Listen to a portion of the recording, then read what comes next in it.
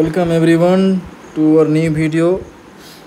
Our topic is carbohydrate and its digestion and absorption. তো আজকে প্রথম নতুন টপিক শুরু করা যাক। তো ডাইজেশন অ্যাবজর্পশন শুরু করার আগে আমরা সিম্পল টার্মে জেনে নিই যে কার্বোহাইড্রেট জিনিসটা কী। এর আগে আমরা টেকনিক্যাল টার্মে জেনে নিয়েছি কার্বোহাইড্রেট জিনিসটা কী, যে ওটা হচ্ছে একটা পলিহাইড্রক্সি অ্যালডিহাইড বা কিটোন, যেটা কি করে কিটোন বা অ্যালডোজ তৈরি করে যখন ওটাকে হাইড্রোলাইসিস করা হয়।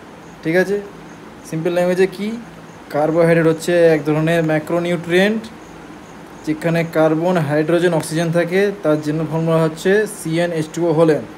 এটা আমাদের শরীরের one of the main source of energy. ঠিক আছে, নেক্সট টাইপস কি, মোনোস্যাকারাইড, ডাইস্যাকারাইড, অলিগো, পলি। মোনোস্যাকারাইডে কী পড়ে, গ্লুকোজ, ফ্রুক্টোজ, ল্যাকটোজ। ডাইস্যাকারাইডে মাল্টোজ, ল্যাকটোজ, সুক্রোজ। এর সাথেও একটা আছে, সেটা হচ্ছে আইসোমাল্টোজ। ঠিক আছে, অলিগোতে রেফাইনোজ, টেকায়োজ। পলিতে স্টার্চ, গ্লাইকোজেন, সেলুলোজ। তোমরা অবশ্যই এটা জানো যে সেলুলোজকে আমরা ডাইজেস্ট করতে পারি না। We can not digest cellulose. কেন? কারণ আমাদের শরীরে সেলুলোজ পাওয়া যায় না। ঠিক আছে, যেটা সেলুলোজকে ডাইজেস্ট করবে। নেক্সট, সোর্স অফ কার্বোহাইড্রেট কী কী আছে দেখো, অনেক রকম ভ্যারাইটি আছে। সিরিয়ালস আছে, ফ্রুটস আছে, ভেজিটেবলস আছে, ডেয়ারি প্রোডাক্টসও আছে, লেগিউমসও আছে। সিরিয়ালসের মধ্যে আমরা rice, wheat, oats, quinoa, barley, corn. ফ্রুটসে যদি দেখো banana, apples, berries, oranges, mangoes. যেখানে ন্যাচুরাল সুগার পাওয়া যায় সেটা হচ্ছে ফ্রুক্টোজ, ফাইবারও পাওয়া যাচ্ছে। নেক্সট, ভেজিটেবল যদি দেখো তাহলে স্টার্চি ভেজিটেবলস আছে, পোটেটোস আছে, যেমন ক্যারট আছে, সুইট পটেটো আছে, কুমড়ো আছে। নেক্সট তুমি দেখো ডেয়ারি প্রোডাক্টে মিল্ক, ইয়োগার্ট, সেখান থেকে আমরা কী পাচ্ছি, ল্যাকটোজ সুগার পাচ্ছি। ঠিক আছে, লেগুমস থেকে পাবো আমরা যেমন বিনস, লেন্টিলস, চিকপিস। সেখান থেকে কী পাচ্ছি, কমপ্লেক্স কার্বস পাচ্ছি, তার সাথে ফাইবার পাচ্ছি এবং প্রোটিনও পাচ্ছি। নেক্সট আমরা ডাইজেশন অ্যান্ড অ্যাবজর্পশন শুরু করি। সবার আগে ডাইজেশন, কিছু কিছু জিনিস তোমরা জেনে নাও। স্টার্চ আর গ্লাইকোজেনকে ডাইজেস্ট করে সেলিভারি অ্যামাইলেজ দিয়ে কী পাচ্ছি, সিম্পল পলিস্যাকারাইডস অ্যান্ড ডাইস্যাকারাইডস। আর যখন এই সিম্পল পলিস্যাকারাইড ডাইস্যাকারাইড চলে যাচ্ছে স্মল ইন্টেস্টাইনে, তখন কি প্যানক্রিয়াটিক অ্যামাইলেজ ডাইস্যাকারাইডে কনভার্ট করছে এবং ডাইস্যাকারাইড মনোস্যাকারাইডে কনভার্ট করছে। আচ্ছা, ডাইস্যাকারাইড মনোস্যাকারাইড একমাত্র ইন্টেস্টাইনাল এনজাইমসই কনভার্ট করছে।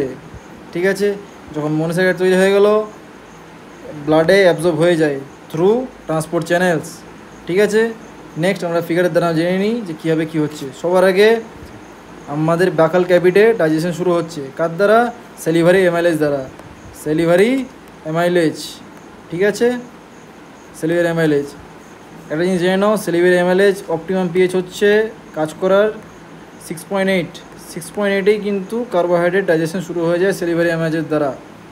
দিয়ে সিম্পল পলিস্যাকারাইডস আর ডাইস্যাকারাইড কনভার্ট হয়ে যায়, দিয়ে ইসোফেগাসের দ্বারা স্টোমাক থেকে তারপরে চলে যায় স্মল ইন্টেস্টাইন। স্মল ইন্টেস্টাইনে কে ডাইজেস্ট করে, প্যানক্রিয়াটিক অ্যামাইলেজ ডাইজেস্ট করে। ঠিক আছে, এখানে তোমরা দেখতে পাচ্ছ, বুঝতে অসুবিধা হলে আমি দেখিয়ে দিচ্ছি। এটা হচ্ছে প্যানক্রিয়াটিক অ্যামাইলেজ রিলিজ করে। একটা জিনিস মনে রাখবে যে প্যানক্রিয়াটিক অ্যামাইলেজ আর সেলিভারি অ্যামাইলেজ দুটার কেমিক্যাল কম্বিনেশন একই, দুটাই হচ্ছে আলফা অ্যামাইলেজ। ঠিক আছে, নেক্সট এর মধ্যে কী পাচ্ছি আমরা, যে intestinal লিউমেনের intestinal brush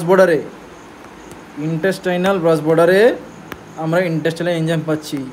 intestinal brush border, ঠিক আছে, সেখানে আমরা কি পাচ্ছি, ইন্টেস্টাইনাল এনজাইমস পাচ্ছি।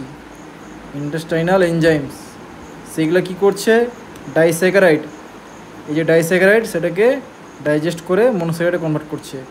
চারটে দ্বারা এই জিনিসটা আরেকবার বুঝে নিই কী হচ্ছে। স্টার্চ, গ্লাইকোজেন, সেলিভারি অ্যামাইলেজ দ্বারা ডাইজেস্ট হয়ে কী তৈরি হচ্ছে, সিম্পলের পলিস্যাকারাইড এবং ডাইস্যাকারাইড। এবার সিম্পলি পলিস্যাকারাইডকে কে ডাইজেস্ট করছে, প্যানক্রিয়াটিক অ্যামাইলেজ দিয়ে কিসে তৈরি হচ্ছে, ডাইস্যাকারাইডে।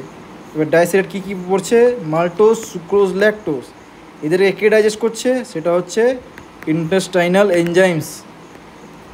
সেই ইন্টেস্টাইনাল এনজাইমসগুলো কী কী, মাল্টোজের ক্ষেত্রে মাল্টেজ, ঠিক আছে, সুক্রোজের ক্ষেত্রে সুক্রেজ, ল্যাকটোজের ক্ষেত্রে ল্যাকটেজ। ঠিক আছে, প্রত্যেকটা ডিফারেন্ট রেসপেক্টিভ যেসব ডাইস্যাকারাইড আছে তাদের রেসপেক্টিভ এনজাইমের দ্বারা ডাইজেস্ট হচ্ছে।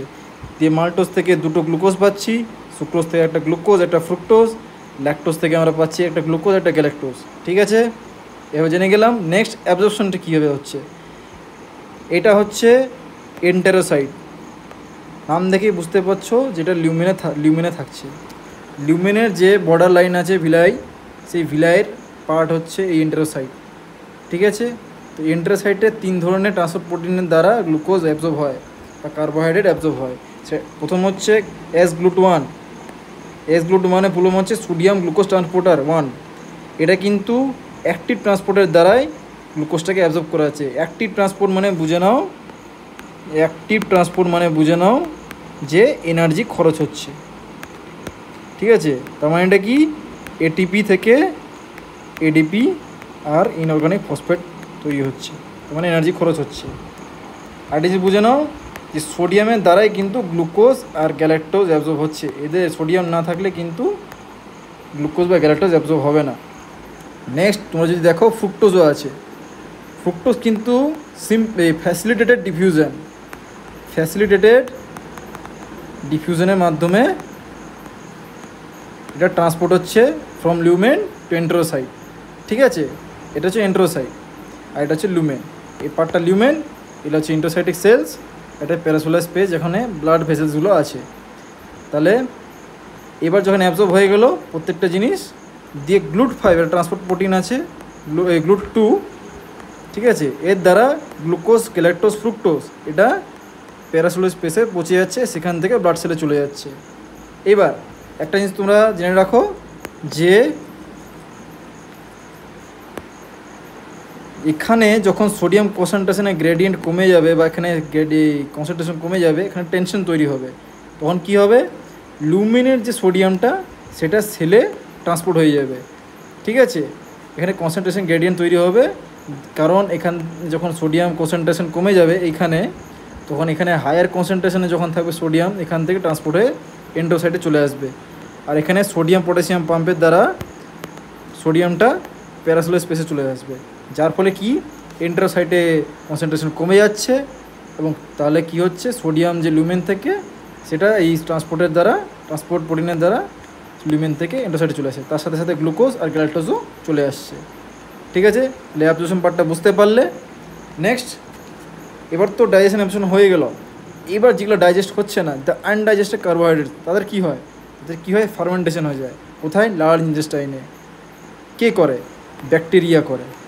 আমাদের যে গাট ব্যাকটেরিয়া আছে সেগুলো কী করে, এই আনডাইজেস্টেড যে কার্বোহাইড্রেট রয়েছে সেগুলোকে ফার্মেন্ট করে। সেগুলোকে ফার্মেন্ট করার পর কী পাই আমরা, শর্ট চেন ফ্যাটি অ্যাসিড পাই। সেগুলো কি, অ্যাসিটেট, প্রোপিওনেট, বিউটাইরেট। তার সাথে সাথে কী তৈরি হয়, গ্যাসেস।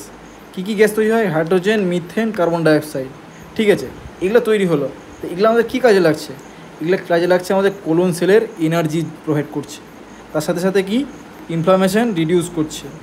আর কি, আমাদের মেটাবলিক হেলথ সেগুলোকে ইমপ্রুভ করছে। এই জিনিসগুলো আমরা যখন মেটাবলিজম পড়বো তখন এই জিনিসগুলো আমরা জানবো যে কীরকম কী হচ্ছে না হচ্ছে। আর কি হচ্ছে, এই যে ফার্মেন্টেশন হচ্ছে, এই ফার্মেন্টেশন আমাদের গাট হেলথ যে মাইক্রোবায়োম আছে, গাট হেলথ মাইক্রোবায়োম, তাদেরকে সাপোর্ট করছে। যার ফলে কি হচ্ছে, আমাদের যে বেনিফিশিয়াল ব্যাকটেরিয়া আছে তাদেরকে গ্রোথকে প্রমোট করছে। ঠিক আছে, বুঝতে পারলে এই জিনিসটা। নেক্সট আমরা চলে যাচ্ছি এক্সক্রিশনে। তো এই যেসব কার্বোহাইড্রেটগুলো নন ফার্মেন্টেবল হয়, ঠিক আছে, আর কিছু ফাইবার্স থাকে, সেগুলো কী করে, যে স্টুল আছে, এই যে স্টুল, সেগুলোকে বাল্কিনেস প্রোভাইড করে। ঠিক আছে, বুঝতে পারলে। আর জিনিস মনে রাখবে, ফাইবার এক ধরনের কার্বোহাইড্রেট। তো ফাইবার যেমন হচ্ছে সেলুলোজ। ঠিক আছে, সেলুলোজ কী করে, আমাদের যে স্টুল সেটাকে সফটনেসও করতে সাহায্য করে। ঠিক আছে, যদি হার্ড থাকে, যার ফলে কি আমাদের যে রেগুলার বায়ো মুভমেন্ট হচ্ছে সেগুলোকে প্রমোট করে, যার ফলে আমাদের কনস্টিপেশন প্রিভেন্ট হয় এবং কোনো রকমের কোলন রিলেটেড যদি কোনো ডিজিজ বা ইস্যুস থাকে সেটাকে, সেই যে কোনো রিস্ক সেটাকে রিডিউস করে। একটা জিনিস মনে রাখবে, যদি ইনসলিউবল ফাইবার হয় তাহলে হার্ট টিস্যুকে বা হার্ট স্টুলকে সফট করতে সাহায্য করবে, আর যদি সলিউবল হয় তাহলে লুজ বয়েলকে হার্ট করতে সাহায্য করবে। ঠিক আছে, এই জিনিসটা মনে রাখবে। তাহলে সবার শেষে সবার জন্য একটা ভালো একটা কোশ্চেন, যে অ্যান্টিকোয়াগুলেন্ট কী থাকে সুগার ভাইলে কোন অ্যান্টিকোয়াগুলেন্ট থাকে? Sodium fluoride, potassium oxalate, EDTA না সোডিয়াম সাইট্রেট? আশা করি তোমরা এই অ্যান্সারটা করতে পারবে, আমাকে কমেন্টে অ্যান্সারটা করে দিবে। সো সবাইকে থ্যাংক ইউ, অবশ্যই সাবস্ক্রাইব আর কমেন্ট অবশ্যই করে দিবে এবং লাইক অবশ্যই করবে। Thank you.